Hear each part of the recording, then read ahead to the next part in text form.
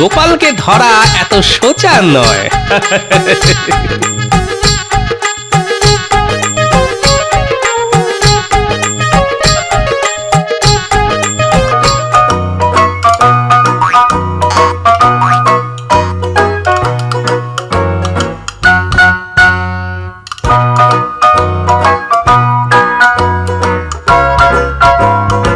জাহাপানা,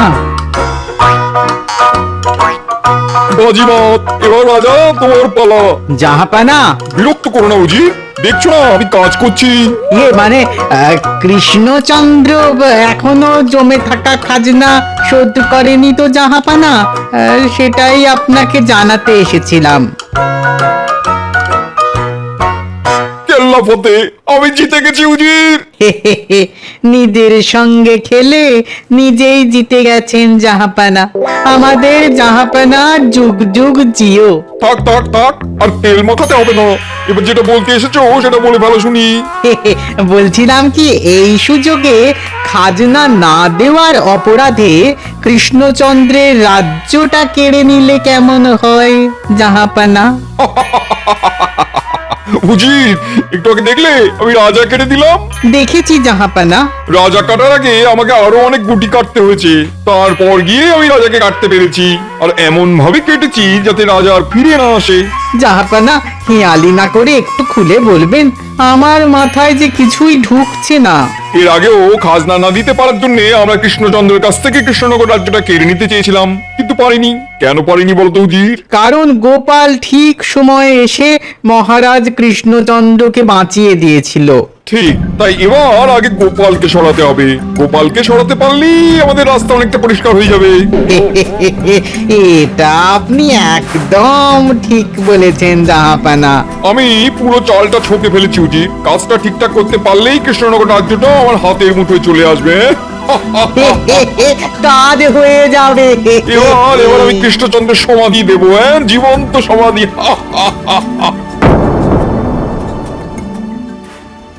মহারাজ, নবাব বাহাদুরের কাছে আমাদের 7 মাসের খাজনা এখনো বাকি পড়ে আছে। জানি মন্ত্রী, জানি, কিন্তু রাজকোষ যে পুরো ফাঁকা, কিভাবে শোধ করব খাজনা বলো তো? এইবারে চাষবাসের অবস্থাও খারাপ মহারাজ, জমিতে ধানও হয়নি। আর কিছুই নয় মহারাজ, সময়ের দোষ। আমার পঞ্জিকা বলছে এখন আপনার খারাপ সময় চলছে। আপনার আপনার জীবন নিয়েও তো টানাটানি হতে পারে মহারাজ। হ্যাঁ, আপনার পাজি কি বলছে রাজ্যতীশী? মহারাজের কি কোনো কঠিন অসুখ হবে? সে বিষয়ে আমি অনিশ্চিত, হতেও পারে আবার নাও হতে পারে।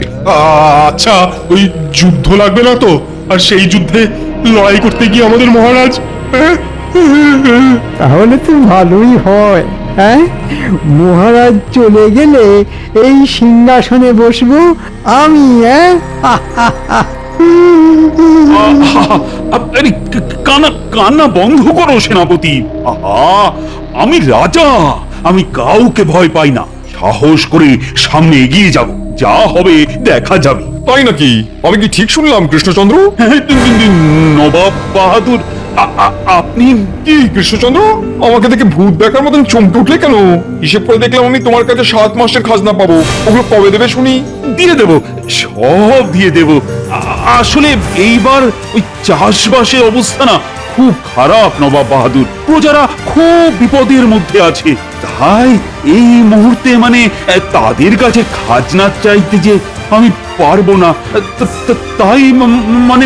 আচ্ছা আচ্ছা আচ্ছা, ঠিক আছে ঠিক আছে, আমি তোমাকে সময় দিলাম। হ্যাঁ, আমি ঠিক শুনছি তো? নবাব বাহাদুর সময় দিলেন? না না, এতটা নরম মনের মানুষ তো উনি নন। এর পিছনে অন্য কোনো কারণ নেই তো? হ্যাঁ, সত্যি, আপনি সত্যি বলছেন নবাব বাহাদুর? নবাব বাহাদুরের এক কথা, আর আজ আমি এখানে এসেছি তোমার সঙ্গে খাজনা নিয়ে নয়, অন্য বিষয় নিয়ে আলোচনা করতে। আমি একটা বিষয় নিয়ে বড্ড চিন্তিত কৃষ্ণচন্দ্র। কি ব্যাপারে নবাব বাহাদুর? আপনি আমাকে বলুন, কথা দিলাম আমি আপনাকে যতটা পারবো সাহায্য করব। তাই নাকি? তবে বলি শোনো, গতকাল রাত্রে স্বপ্নে আমার বাবা এসেছিলেন। হ্যাঁ, আপনার বাবা?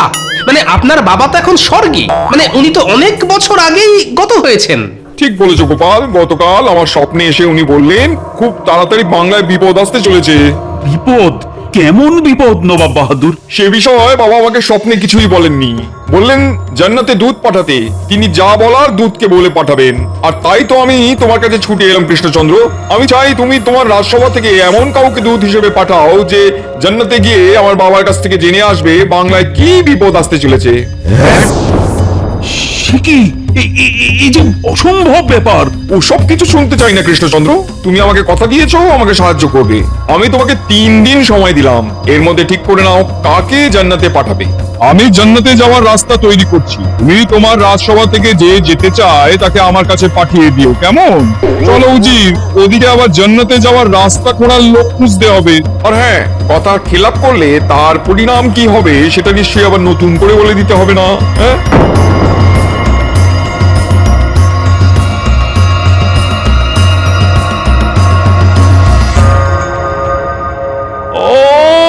হায় হায় হায়! এর থেকে যে ধার দেনা করে খাজনা শোধ করে দেওয়া অনেক সহজ কাজ ছিল। ও হো হো হো হো! এবার এবার কি হবে? ও বাবা! আমি জান্নাতের রাস্তা চিনি না মহারাজ, তাই আমাকে দয়া করে পাঠাবেন না, আমি চলি। আমার আবার শরীরটা কদিন ধরে বড্ড খারাপ, তাই আমিও যেতে পারবো না মহারাজ। মহারাজ ভাববেন না দিচ্ছি ফাঁকি, আমার এখনো অনেক কবিতা লেখা বাকি, তাই আমিও যেতে পারবো না। মহারাজ আমি গোপাল, তুমিও? না না, আমি কোথাও পালাচ্ছি না মহারাজ। আপনি চাইলে আমাকে পাঠাতে পারেন, তবে এখন বাজারে যেতে হবে, না হলে গিন্নি আমাকে মেরে সত্যি সত্যি জান্নাতে পাঠিয়ে দেবে। চলি মহারাজ।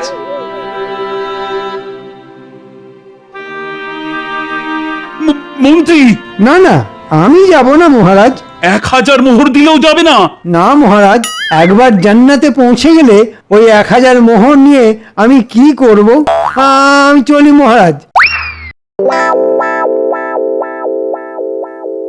না, নবাব বাহাদুর কিছুতেই সোজা হবেন না দেখছি।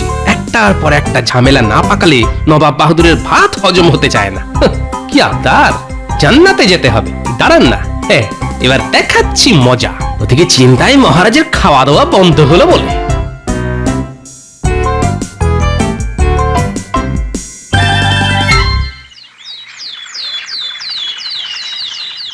কি হলো আপনার? গালে হাত দিয়ে অত শত কি ভাবছেন বলুন তো? এদিকে খাবার যে ঠান্ডা হয়ে গেল।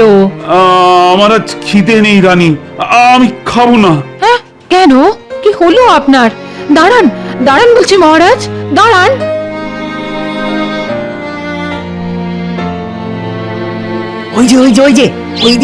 ওই মোটা করে লোকটা, ওর ওপর নজর রাখতে হবে।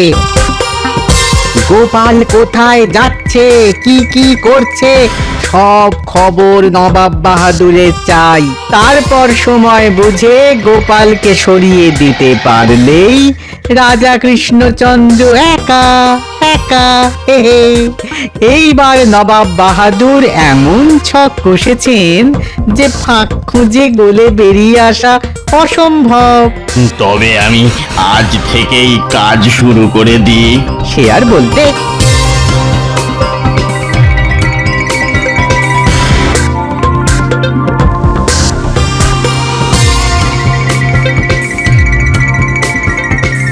আমাকে সব খুলে বলুন, কি হয়েছে আপনার?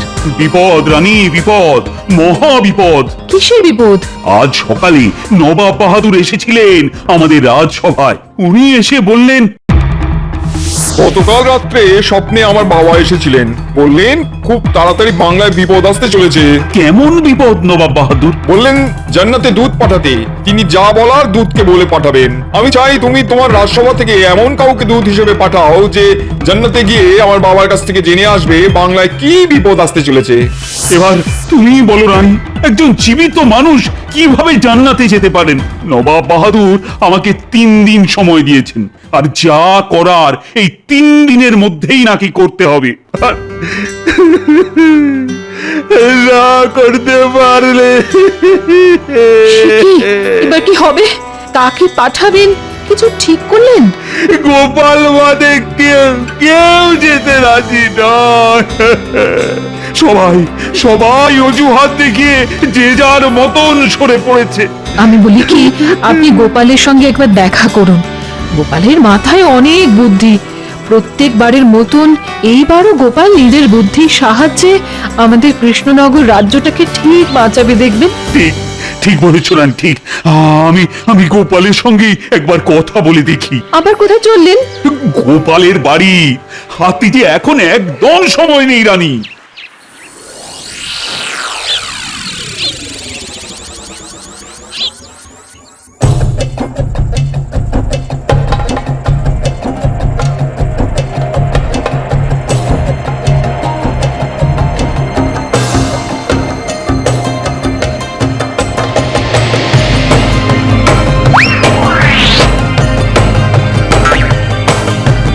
মনে হচ্ছে কেউ আমার উপর নজর রাখছে, কিন্তু পিছন ফিরে তাকালেই লুকিয়ে পড়ছে। আমার নামও গোপাল ভাঁড়। দাঁড়া।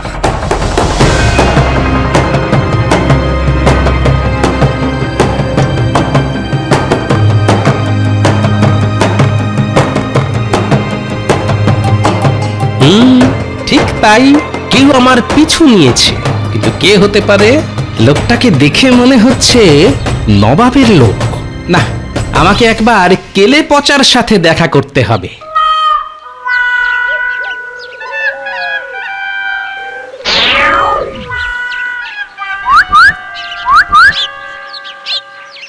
শোন, তোকে একবার নবাবের প্রাসাদ থেকে খবর আনতে হবে। কিরে, পারবি তো?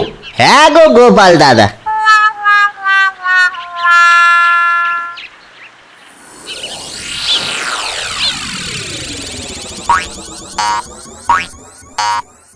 জাহাপানা, আপনার জন্য একটা খবর এনেছি। কি খবর উজির?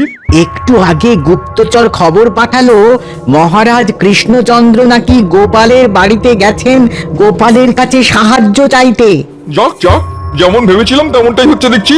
এবার সুযোগ বুঝে গোপালকে তুলে নাও, নদীর জলে ফেলে দাও। গোপাল না থাকলে আমাদের কাজটা আরো সোজা হয়ে যাবে।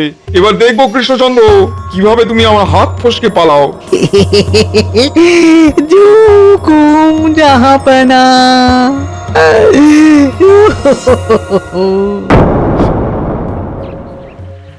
গোপাল দাদা, তোমাকে নবাব মেরে ফেলার চেষ্টা করছে। আচ্ছা, তাহলে এই ব্যাপার।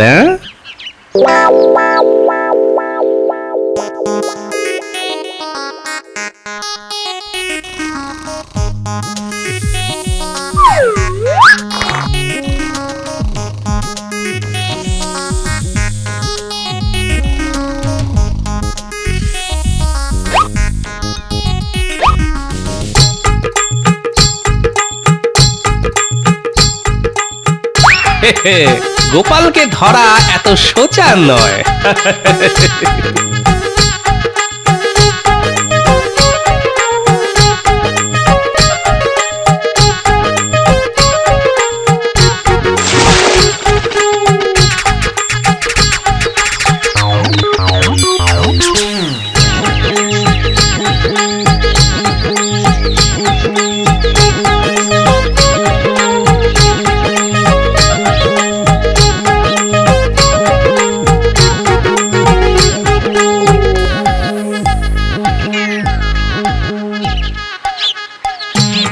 জাহাপানা, খুশখবরি আছে জাহাপানা। কি হলো উজির? কি খুশখবরি নিয়ে এলে? গোপাল আর নেই জাহাপানা, গোপাল আর নেই। বলো কি? সকাল সকালে খুশখবরিটা পাবো ভাবতেই পারিনি। কৃষ্ণচন্দ্রের হাতে আর মাত্র একদিন পড়ে আছে। আরো একটা খুশখবরি আছে জাহাপানা। কৃষ্ণচন্দ্রের বাকি সভাসদরা কেউ জান্নাতে যেতে রাজি নয়, সবাই পালিয়েছে। হ্যাঁ, এই খবর তোমাকে কে দিল? আগে আমি দিয়েছি নবাব বাহাদুর। আজ থেকে আমি আপনার দলে।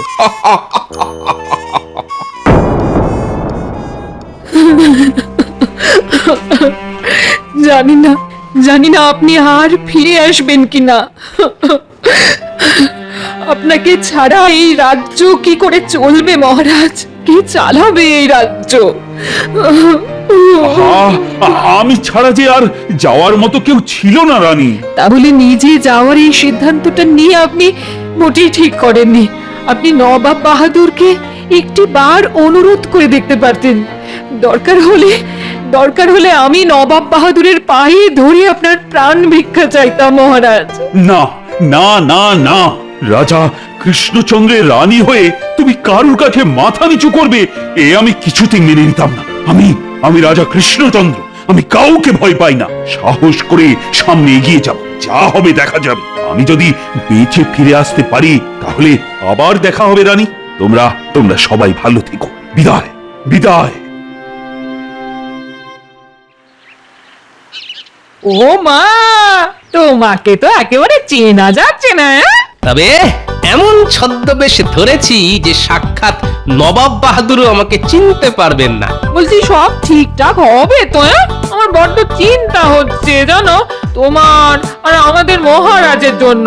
তোমাদের কিছু হয়ে গেলে আমার এই ঘর সংসার, এই কৃষ্ণনগর রাজ্যটা ছেড়ে যেতে হবে গো। গিন্নি, একদম চিন্তা করো না, আমার উপর ভরসা রাখো, দেখবে সব ঠিক হয়ে যাবে। মহারাজকে আমি ঠিক যেমনটা বলেছি মহারাজ ঠিক সেই মতন কাজ করবেন। আর কোনো বেচাল দেখলে আমি ঝাঁপিয়ে পড়বো, কথা দিচ্ছি গিন্নি। মহারাজ আর আমি কোনো অবস্থাতেই এই রাজ্যে কোনো ক্ষতি হতে দেব না। জয় ঠাকুর, জয় ঠাকুর, জয় জয়।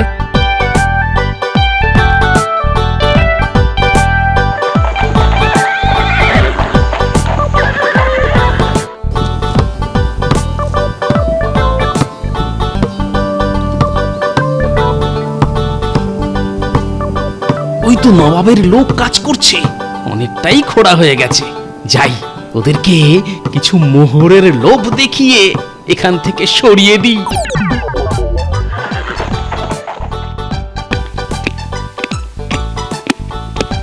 আরে আরে আরে আরে কৃষ্ণচন্দ্র যে বলো। আমি তৈরি নবাব বাহাদুর, জান্নাতে যাওয়ার জন্য আমি তৈরি। সে কি, তোমার রাজসভার সদস্যরা সব পালালো নাকি? শেষে আর কাউকে না পেয়ে কৃষ্ণচন্দ্র নিজে এসেছো?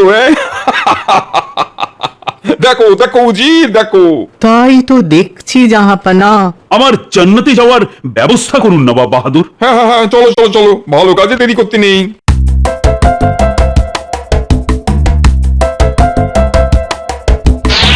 ওই দেখো কৃষ্ণচন্দ্র, জান্নাতে যাওয়ার রাস্তা তৈরি হচ্ছে। আমাকে এর ভেতরে ঢুকতে হবে বুঝি? তা তো হবেই, আপনাকে জ্যান্ত সমাধি দেয়া হবে যে। ভয় পাওয়ার কি আছে? এটাই তো একমাত্র রাস্তা জান্নাত যাওয়া। তুমি জান্নাতে গিয়ে আমার বাবার সঙ্গে দেখা করবে, তারপর ভালো করে শুনে আসবে তার কথা, বুঝলে কৃষ্ণচন্দ্র? সে তো বুঝলাম নবাব বাহাদুর, কিন্তু ফিরে আসবো কি করে? ফিরে আসার রাস্তাটা আমার বাবার কাছে জিজ্ঞেস করে নিও, উনি তোমাকে সব পথ দেখিয়ে দেবেন। বেশ বেশ, তাহলে আমি গর্তের মধ্যে শুয়ে পড়ি। হ্যাঁ হ্যাঁ হ্যাঁ, যাও যাও। হ্যাঁ, একটা প্রশ্ন ছিল নবাব বাহাদুর। কি প্রশ্ন? আমি তো আপনার বাবাকে চিনি না, তো মানে জান্নাতে গিয়ে তাকে খুঁজবো কেমন করে? এই রে, এই প্রশ্নে কি উত্তর দেবো আমি? না না না, মানে এই উত্তর তো আপনাকে দিতেই হবে নবাব বাহাদুর। আপনার কথা মতন আমি জান্নাতে যাচ্ছি, কিন্তু ওখানে গিয়ে যদি আপনার বাবাকে চিনতেই না পারি তাহলে আর গিয়ে কি লাভ বলুন? শুনেছি মৃত্যুর পর সবাই জান্নাতে যায়, সেই হিসেব করলে যে জান্নাতে অনেক অনেক লোক, তার মধ্যে থেকে নবাব বাহাদুরের বাবা কোনটা সেটা খুঁজে বার করা যে অসম্ভব। তোমাকে আমাদের ব্যাপারে নাক গলাতে কে বলেছে? হ্যাঁ, কে বলেছে? আর আর তুমি কি করে জানলে যে জান্নাতে অনেক লোক? হ্যাঁ, কারণ আমি গতকাল রাতেই জান্নাত থেকেই ঘুরে এসেছি। গতকাল রাতে আমি যখন ঘুমোচ্ছিলাম তখন কারা যেন এসে আমাকে নদীর জলে ভাসিয়ে দিয়ে গেছিল। সেখান থেকে আমি পৌঁছে গেছিলাম সোজা জান্নাতে, মানে স্বর্গে। হায় আল্লাহ, গোপাল যে। গোপাল নয় জাহাপানা, এ তো গোপালের ভূত। গোপালকে তো আমাদের গুপ্তচর নদীর জলে ভাসিয়ে দিয়েছিল। ঠিক বলেছেন, তাই আমি আবার ফিরে এসেছি আপনাদের জান্নাতে নিয়ে যাওয়ার জন্য। পাগল নাকি? আমি যাব না, কোথাও যাব না। এই ওদির কি হচ্ছে সব? ভূত জাহাপানা, ভূত। গোপাল ফিরে এসেছে বদলা নিতে। চলে আসুন নবাব বাহাদুর, চলুন আমরা একসঙ্গে জান্নাতে যাব। না না না, আমি যাবো না, আমি যাবো না। ওরে বাবা রে, ওরে বাবা রে, পালাও, পালাও, পালাও। এই উজির, আরে পালাতে কোথায়? আরে আমাকে একা ফেলে পালিয়ে যাও না। এই উজির, উজির। আমি আপনাকে জান্নাতে পৌঁছে দিচ্ছি। চলে আসুন নবাব বাহাদুর, চলুন চলুন আমরা একসঙ্গে জান্নাতে যাব। ছাড় আমাকে, আমি যেতে চাই না। বাঁচাও, বাঁচাও আমাকে কেউ, এরা আমাকে মেরে ফেললো। ওরে বাবারে, ওরে বাবারে। মহারাজ, আপনাকে জান্নাতে যেতে হবে না মহারাজ, আমি নবাবকে একাই জান্নাতে পাঠিয়ে দিচ্ছি। বেশ বেশ, তাই দাও। এবার মুর্শিদাবাদের দখল নেব আমি। না না না, আমাকে ক্ষমা করে দাও, আমি ভুল করেছি, আমাকে ছেড়ে দাও। এমন ভুল আর কোনোদিন হবে না, ছেড়ে দাও। গোপাল, বলুন মহারাজ, ছেড়ে দেব? দিতে পারো, কিন্তু একটা শর্তে। রাজি রাজি, যে শর্ত দেবে আমি তাতেই রাজি। বেশ, আগামী 10 বছর আমি আপনাকে কোনো খাজনা দেব না। দিতে হবে না, উল্টে উল্টে আমি তোমাদের খাজনা দেবো। শুধু শুধু আমাকে জান্নাতে পাঠিয়ে দিও না। তোমার পায়ে ধরি কৃষ্ণচন্দ্র। তবে এখানে আর এক মুহূর্ত দাঁড়াবেন না, পালান পালান, ছুটে পালান। উড়ে বাবারে, উড়ে বাবারে। সত্যি সত্যি গোপাল, মোক্ষম শিক্ষা দিয়েছো তুমি নবাব বাহাদুরকে। নবাব বাহাদুর আর কোনোদিন আমাদের রাজ্যের দিকে চোখ তুলে তাকাবে না মহারাজ। সত্যি গোপাল, তুমি না থাকলে আজ আমি সত্যি সত্যি তো জান্নাতে চলে যেতাম। আগে গোপাল থাকতে তা কি করে হয় বলুন মহারাজ? এই রে, খেলা ঘুরে গেছে দেখছি। দল বদল করে ভুল করলাম। যাই, এবার মহারাজের পায়ে গিয়ে লুটিয়ে পড়ে ক্ষমা চাই। মহারাজ, আমাকে আমাকে ক্ষমা করে দিন মহারাজ। এ কি মন্ত্রী, তুমি এখানে? এতে এত অবাক হওয়ার কি আছে মহারাজ? পাল্লা যেদিকে ভারী, আমাদের মন্ত্রী মশাইও সেই দিকে চলে যান। মন্ত্রী, ভুল হয়ে গেছে মহারাজ।